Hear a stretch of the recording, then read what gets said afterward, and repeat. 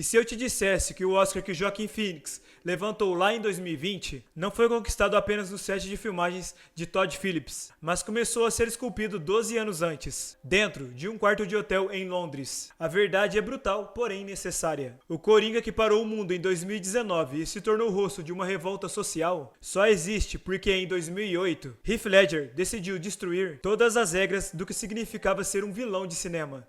E cara, foi monstruoso.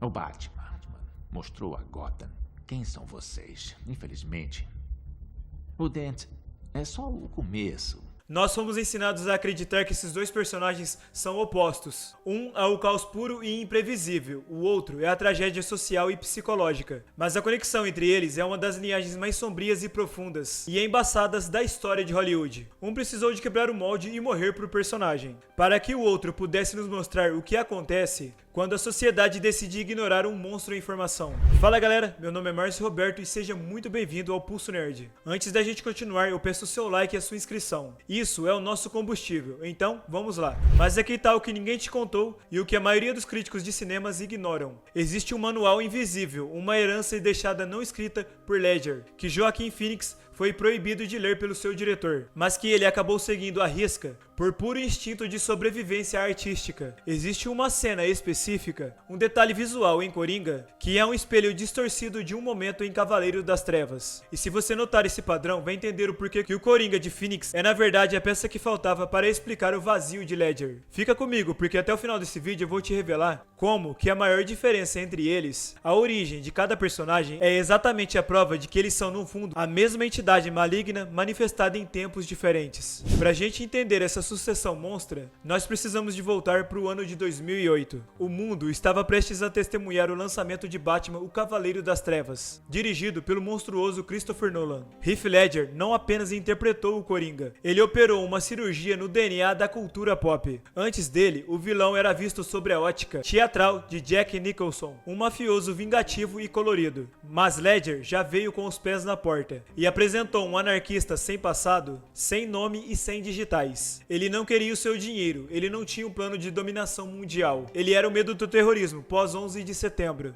personificado em tintas brancas e cicatrizes. A preparação de Ledger foi algo que beirou a insanidade. Ele se isolou em um hotel por semanas, mergulhado na criação do Diário do Coringa. Ali ele desenvolveu uma risada que não vinha da garganta, mas de um lugar escuro da alma.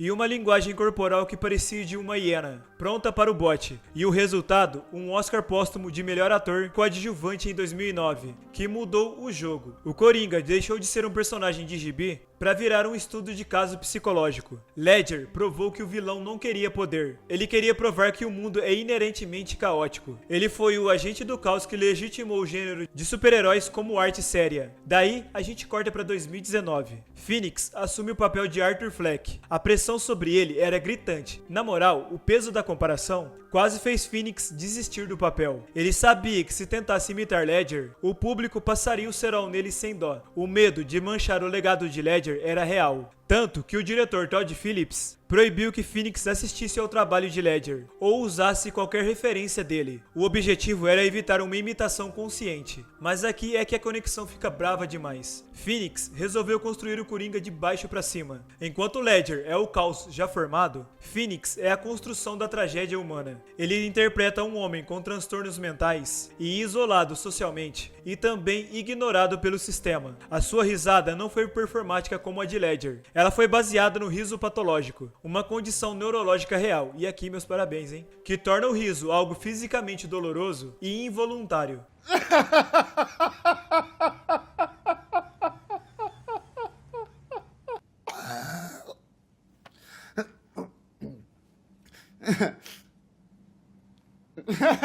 Phoenix só conseguiu ir tão fundo nessa dor porque Ledger, anos antes, já tinha quebrado a barreira do vilão cartunesco. Ledger deu a Phoenix a permissão artística de ser vulnerável e assustador ao mesmo tempo. Mas para e pensa, e se a maior influência de Ledger em Phoenix não estivesse em seus trejeitos, mas na forma como eles utilizaram do silêncio? Se você observar bem, ambos os atores utilizam momentos de quietude para causar desconforto, algo que a gente nunca tinha visto em vilões antes. Mas existe uma teoria ainda mais sombria. Alguns fãs afirmam que o Coringa de Ledger é o destino final de qualquer Arthur Fleck que sobrevive ao seu dia ruim.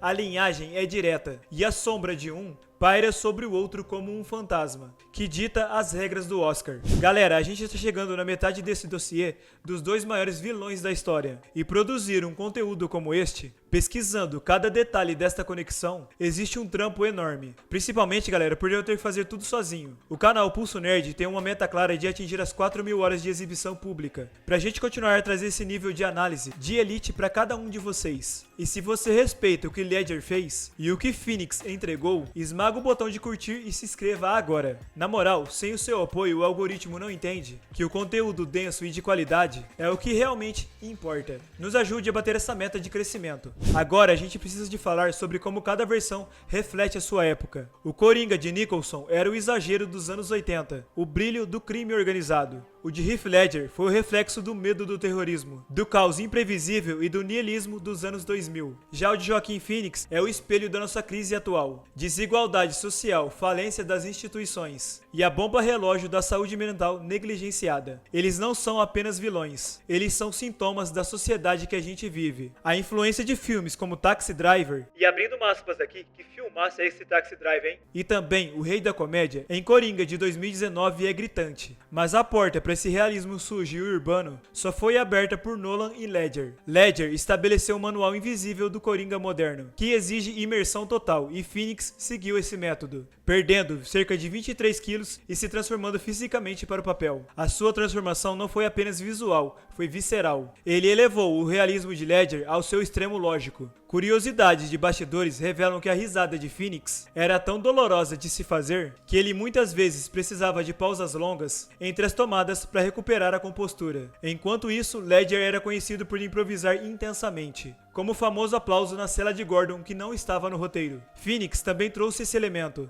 como a cena da dança no banheiro após o primeiro crime, que foi o improviso total dele com o diretor no set. Esta liberdade criativa só existe hoje porque Ledger provou que o Coringa não segue roteiros. Ele cria a sua própria realidade. No entanto, uma polêmica sempre ressurge: a glorificação da loucura. Ambos os filmes foram criticados por humanizar demais o monstro, mas a verdade é que eles não humanizam o crime, eles expõem a ferida. Ledger nos mostrou o que o caos faz com a moralidade, e Phoenix nos mostrou como o desprezo cria o caos. O método de ambos os atores gerou discussões sobre o risco psicológico de papéis tão densos. Ledger se tornou o símbolo eterno dessa discussão após a sua morte trágica lá em 2008, e Phoenix carregou esse fardo durante toda a promoção de seu filme. Agora, galera, se prepare porque o detalhe oculto que une os dois vai mudar a sua forma de assistir esses filmes. No filme de 2008, o Coringa de Ledger afirma que não tem uma origem e conta versões diferentes sobre as suas cicatrizes. Ele quer ser um mito.